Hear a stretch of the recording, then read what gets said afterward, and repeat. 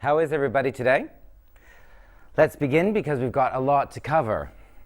Today, we are going to look at the problem of air pollution. And to understand air pollution, I want to look at one of the particularly harmful gases that causes it. So, that's where we'll start.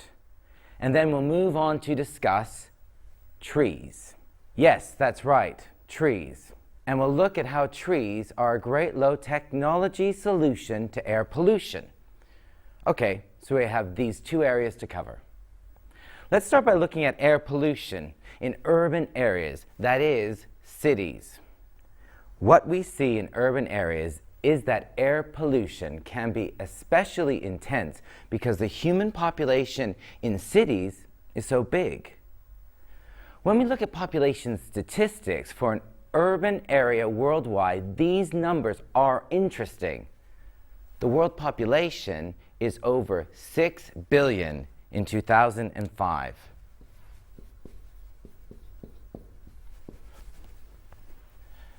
And of this 6 billion, almost 50% live in cities. Another way to say that is more than 3 billion people, 3 billion, live in cities.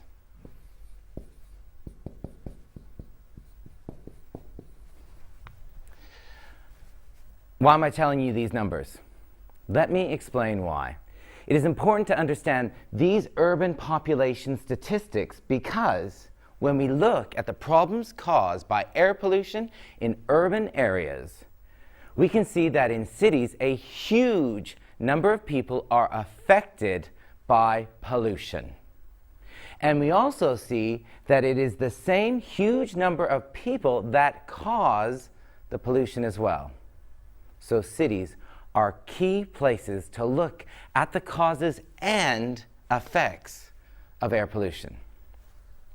So let's move now to look at some of the specific causes of air pollution.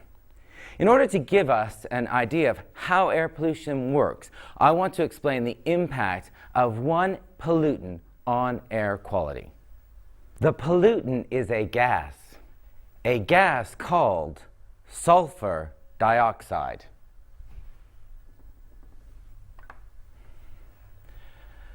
How many of you have heard of this? The chemical symbol for this is SO2.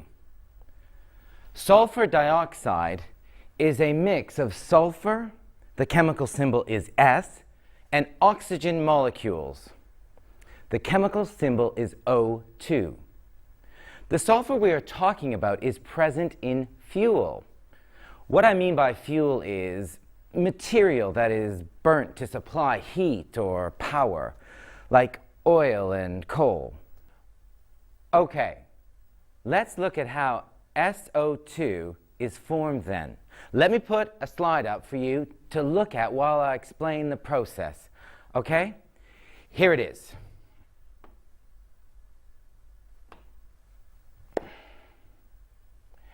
This shows 4 steps or so of the process. First, we have a fuel that contains sulfur and it is burned. The sulfur is released into the air. You can see it coming from these factories here.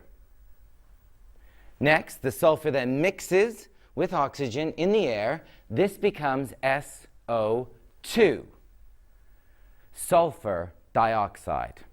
So, that is how it is formed. But let's look at what happens next. The SO2 then rises into the air. At this point, it mixes with water in the clouds. The mix forms a substance called sulfuric acid. And now, the sulfuric acid interacts with other gases in the air to form something called a sulfate.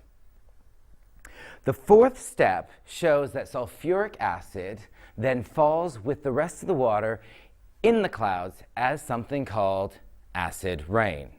You've probably heard of this. This acid rain is extremely dangerous to the environment, land, and water. So, that's the process of how SO2 is formed and becomes acid rain.